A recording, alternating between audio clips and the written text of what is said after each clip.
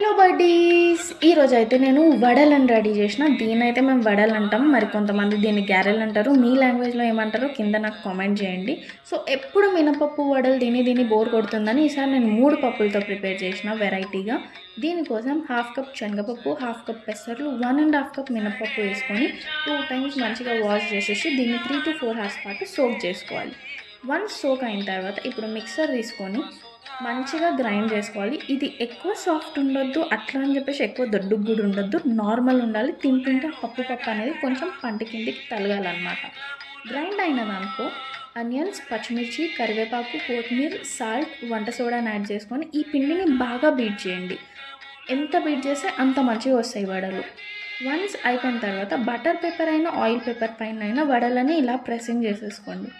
మంచిగా హీట్ అయిన ఆయిల్లో ఈ వడలను వేసేసి లైట్ రెడ్డిష్ కలర్లో కాలవాలి. మరీ ఎక్కువ రెడ్ ఉండొద్దు, అట్లా అని మరీ వైట్గా ఉండొద్దు, నార్మల్ రెడ్డిష్ కలర్లో ఫ్రై చేసుకోండి. అంతే, ఎంతో యమ్మీ అయిన వడలు.